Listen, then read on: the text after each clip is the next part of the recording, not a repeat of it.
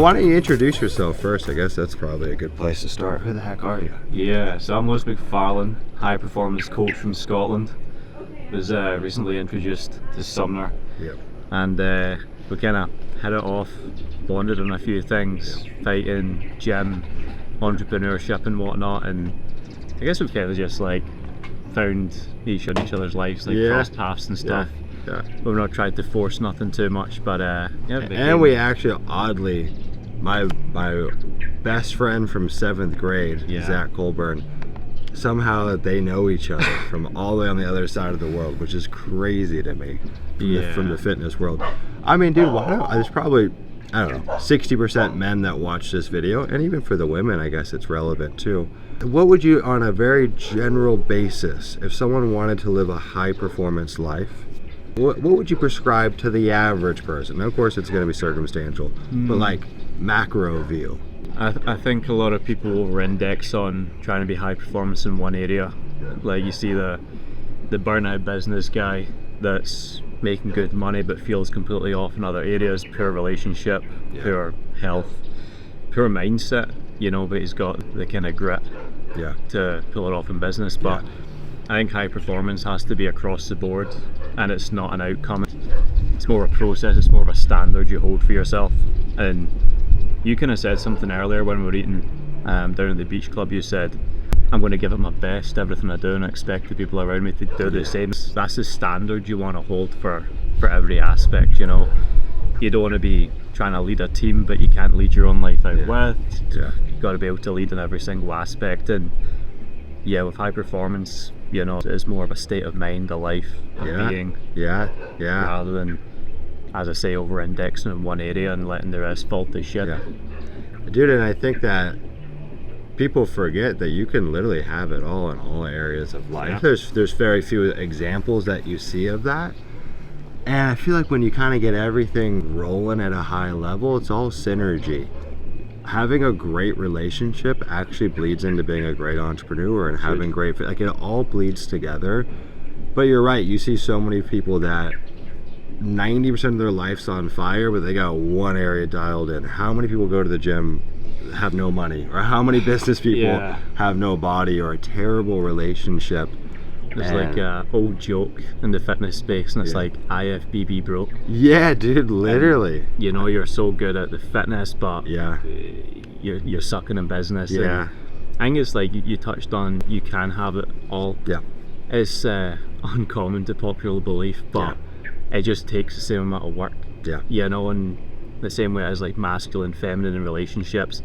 You can't just be all business and not have other components to your life. That's where the creativity comes from. That's where your edge, like we were boxing and stuff today. Like that's be picked up new lenses, new skills that can apply to other aspects. It's all about having that kind of dynamic approach to living a life by design. Rather than just to a default behavior. I think when people get into business, entrepreneurship, it's like, well, I guess I'm just a business guy. I need to wear a suit. I need to, do X, Y, Z. But I think you're actually a really good kind of role model for. You've built this kind of land empire, but you just dress like a surf bro. You train and you know how to have a laugh. And you've got like a really solid mindset, not just for business, but it's the outlook you have. And I would say you're a super high performance guy. I take it. Thank you. Don't follow you around 24/7. There might be a few for sure. Whatever. We're all fucking human, but Well, dude, I think on that note, for me, and I'd be curious what your feedback is, but like for me, if you're just getting started, let's say you're 18 years old and you want to clean up your life, I mean, fuck, you're like, God, I've got to excel in all these areas. That can be overwhelming. For me, the baseline was fitness. And that's the modality that to me is carried over everywhere else. And I'm curious what you think would be like the most foundational place to start. But I think the one thing I'll say on that too, dude, the more multidimensional I become and the more I explore and experience life and try to grow in different areas, it all overlaps. And I get paid for my creativity, and honestly, the creativity that I pull from something like boxing carries over into my thinking with business, or I have epiphanies or parallel, and that's true for everything. And I don't even know necessarily where I'm going with that, besides the fact that you should live a multi-dimensional life. And I think the people that say, I'm going to be a business guy, they just lock themselves in a room all day long, and that's all they do. And I think that you're a square at that point, and you don't have the opportunity to pull from different areas. But anyways, I think the core question that I have is, if someone was watching this, man, they could be fucking 40, who cares? You're just starting at ground zero. What's the foundation? What's the first pillar? Well, I like the quote, your level of success will never outweigh your personal development. Yeah. And I think like a body first mindset will come. So like, it's going to be very hard to capitalize in other areas if you can't even capitalize on the one thing you actually own, which is your health. So like, I'm not saying you have to be 6% body fat and you have to be in the gym 6 days a week, but at least take an advancement in your health, get your energy right, your thinking right, get your sleep dialed in. Basic human needs, get them covered first and foremost, getting the right frequency, because if you're low energy, low frequency, you're going to be more pessimistic, you're going to have low creativity, you're not going to think on the right lens. When you're high energy, you've got a lean, healthy body, you're strong, you're more competent. That almost it kind of says 1,000 words without saying one, because you'd walk into a room, and if you're dialed in, I feel like you're just going to have a higher chance of maybe closing the deal or shaking the right hand or heading off the right conversation. But if you're kind of sloppy or not well groomed, you're straight to the buffet at the meeting or something, you're filling your pockets with the cakes and the donuts. It's like, people are just going to have like your body's your business card. People are going to have like a weird preconceived idea of you before you even open your mouth, and you want to optimize yourself to be listened to. And I think that's going to propel you further than any self-help book would. It's like, take the action, get yourself right, and then once you're there, you're going to have the competency to probably let that bleed into every other area. No, that's a good way to look at it. I would even take it a step further and maybe say your energy is the business card, and a fit body gives you the energy. And I think there's a lot of low energy fit people, and you're kind of like, ugh. Dude, energy is the currency, man. It's the thing. And whether it's just the energy, the way that you feel about yourself and your worldview, or how you affect those around you, I think becoming a high vibrational person, even though some people hate that phrasing and that turns them off, energy is just vibration. It's a pretty literal breakdown. And for me, like when I got into the gym, yes, I didn't like being skinny. That was a big part of it, but I felt it instantly changed my energy. And I think that's rippled out. But beyond going to the gym, if someone wanted to become a high vibrational person or change their energy, what would you prescribe them on a general level? I think like one thing that massively helps me is music. Cutting off the wrong people. Not watching the news. Not falling too deep into politics. Not over stressing about what's currently going on. Just be forward focused on where you're actually heading. Like, set that final lens, that final screen for your life, and almost live as if you already you're worth it enough.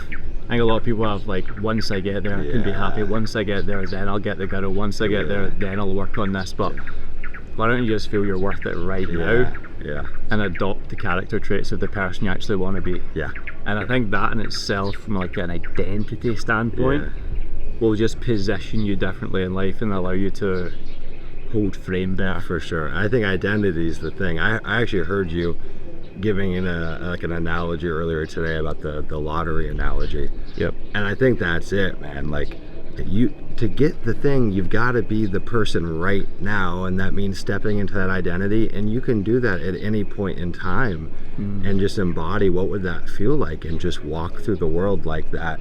And the world, we all, it's hard for me to say this because obviously we are all born into different situations, and that's really unfortunate, and life is very unfair in a lot of ways, but you can slant it in your favor. And when I say it's unfair, but success begets success. People become more successful because that's just the identity that they hold. And I think no matter what your starting point is, you can hold that identity right now. I grew up in a family with we didn't have a ton of money.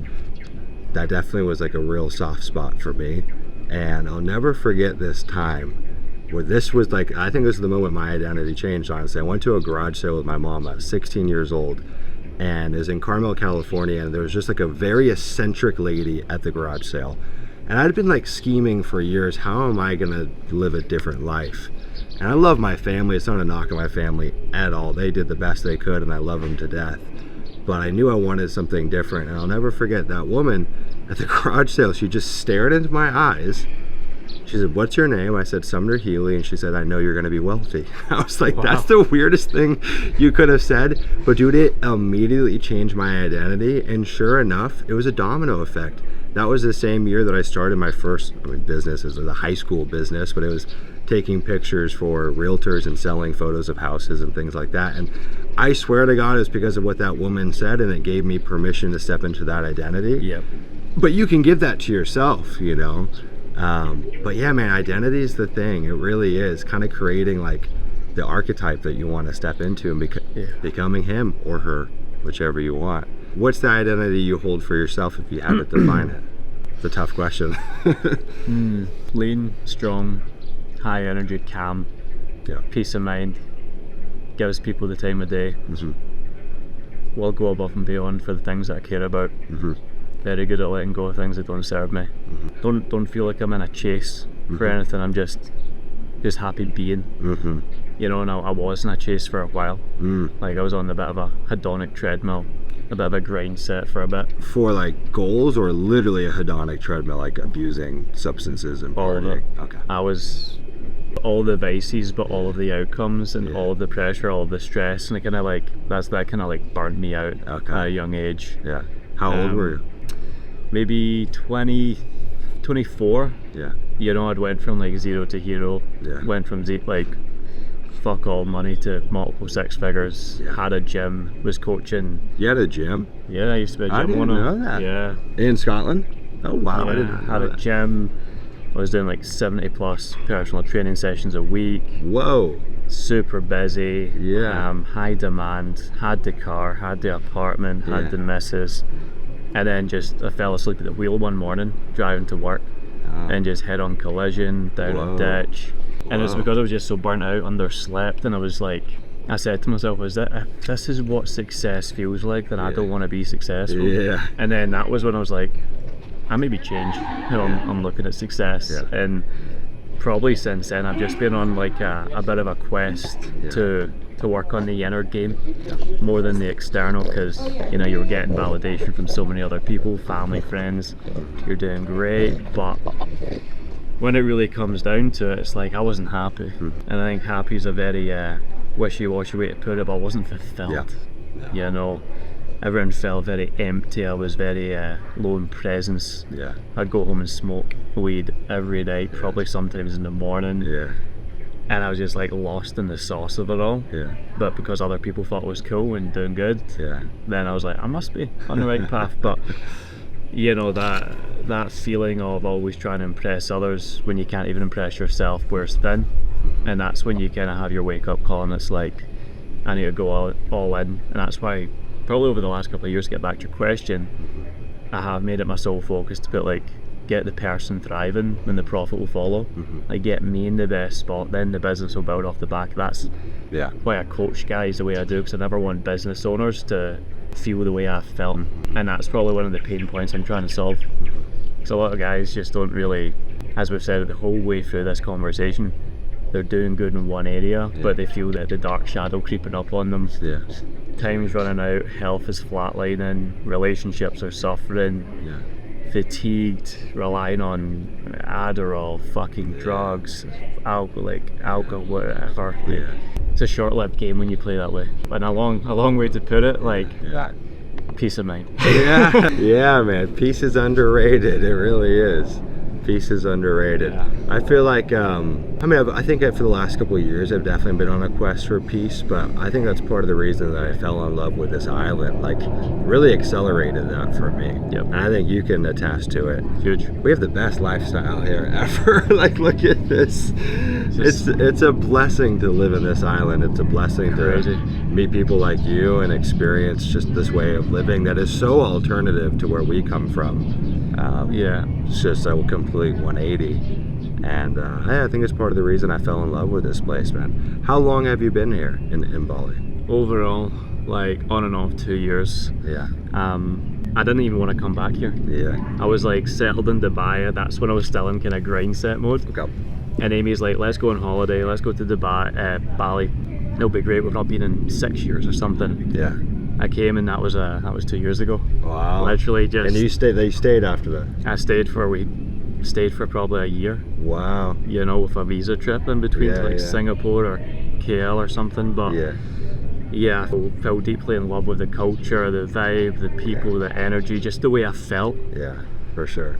Yeah, dude, I would say that you're one of the few people I know that's definitely playing the long game. And I try to always tell you, whether it's people inside of our coaching program or just friends that are getting into business, I'm like, dude, just think in decades, like think long term. And like, I think that completely changes how you show up.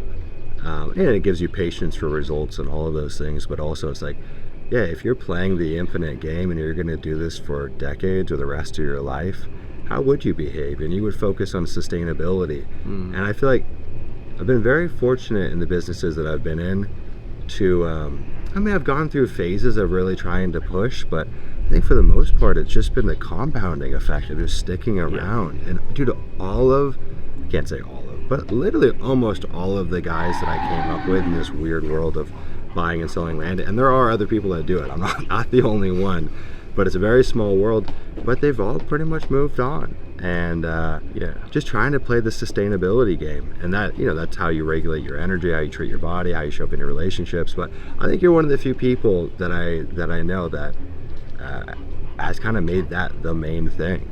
I'm getting the time cue over here from our boxing coach, Leonard. Anything we should wrap up on? I don't know. I think we covered a we did. Short and sweet. It was probably like 30 minutes. I don't even know where to, I don't like, that could have been 5 minutes or 30 minutes. We'll wrap up here, brother. Yeah, good shit, unreal. man. Good shit. Unreal. Thank you.